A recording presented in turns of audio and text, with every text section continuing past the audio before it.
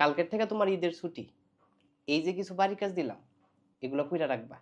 ঈদের পরে আইসা দেখবো। আমার দরকার পড়লে লাঠি দিয়ে 10টা বাড়ি দেন, তাও আমি ঈদের সময় কোনো লেখাপড়া করতাম না। আরে আমি তো তোমার ঈদের দিন পড়তে বলি নাই। ঈদের দিন হোক আর ঈদের আগে পরে হোক, তাও আমি পড়তাম না। তুমি কেন পড়বা না? ঈদের সময় পড়ালেখা করা নিষেধ। কে বলছে নিষেধ? কে কইছে কইতারি না?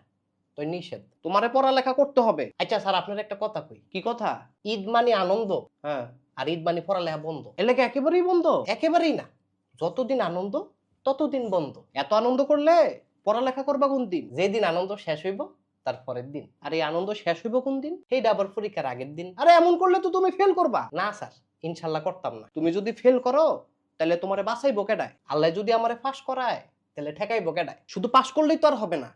পাস করা এক জিনিস, ভালো রেজাল্ট আরেক জিনিস। যেই মালিক পাস করায় সেই মালিক ভালো রেজাল্টও করায়। দুনিয়াটা এত সহজ না, পড়ালেখা করতে হবে বারবার। রমজান ঈদ এত সস্তা না, বছরে ভাই একবার। তুমি কিন্তু বিশাল বড় একটা চাপে পড়বা। যে দিব আমারে সাফ, আমি তার বাপ।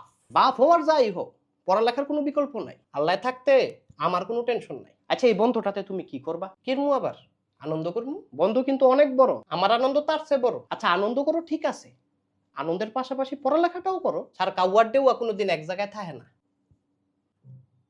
পড়ালেখা কি তোমার কাছে ডেউয়া? না স্যার, পড়ালেখা আমার কাছে কাউয়া। আরে এমন করলে তুমি পরীক্ষা লিখবাটা কি? লেখা দিমু স্যার। ধরেন কোনো না কোনো গরুর মাথা, গরুর মাথাও তুমি লেখতা না, তাইলে লিখমু ছাগলের মাথা। ছাগলের মাথা আর গরুর মাথা কোনটাই যদি মাথা না আয়, তখন তুমি কি করবা? তখন লিখে দিমু স্যার আপনার মাথা। হাট বেটা।